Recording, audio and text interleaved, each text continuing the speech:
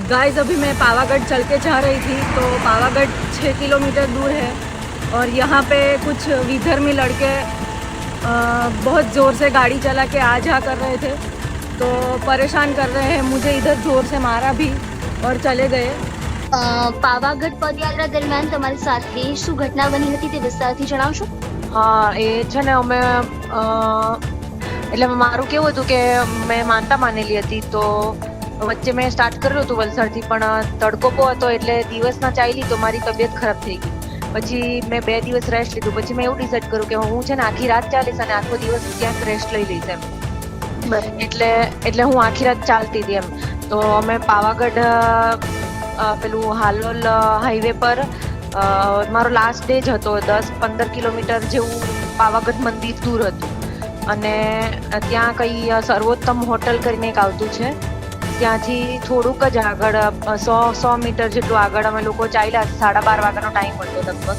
એટલે ત્યાં કેવું હતું કે જે ગોલ્ડન હોટલ અને સર્વોત્તમ હોટલ છે ને, ત્યાં જે બીજા બધા વિધર્મી, જે મેં કીધું તમને કે અસામાજિક તત્વો, તમે કોઈ બી સમજી લો એમ, એ લોકો એ ગોલ્ડન હોટલ થી કન્ટિન્યુઅસ જોરમાં ગાડી ચલાવીને સર્વિસ રોડ પર, એમને ખબર છે કે સર્વિસ રોડ પર લાઇટ નથી, એકદમ અંધારું છે અને આ લોકો પદયાત્રીઓ બીજા બી બધા જતા હતા. હું તો માનતા હતી એટલે હું એકલી જ જતી હતી, સંઘ સાથે નહોતી જતી.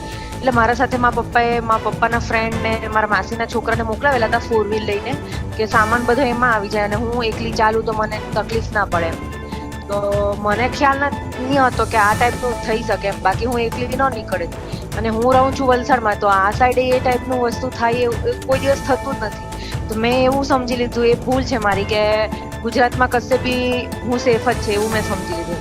પણ ત્યાં એ વસ્તુ નથી. ત્યાં એકદમ અંધારું હતું ને પેલા લોકો આટલો આવજાવ કરતા હતા ઘડી. તો પછી ત્યાં હું મેં તમને કીધું તેમ સર્વોત્તમ હોટલથી થોડીક આગળ હું ગઈ ને, ત્યારે અમારી ગાડી થોડીક પાછળ રહી ગઈ ને હું થોડીક આગળ જતી રહી. અને છેલ્લો દિવસ હતો તો મારા પગમાં બી બહુ લાગેલું હતું, તો મારાથી ધીરે ધીરે જ ચલાતું હતું. એકદમ ધીરે ધીરે હું ચાલતી હતી.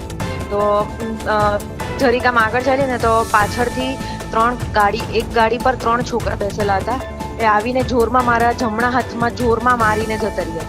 એટલે એ ઇન્સિડન્ટલી જ કરેલું હતું, ભૂલમાં બી નહીં હતું. એ વસ્તુ ખબર પડતી હતી મને એમ.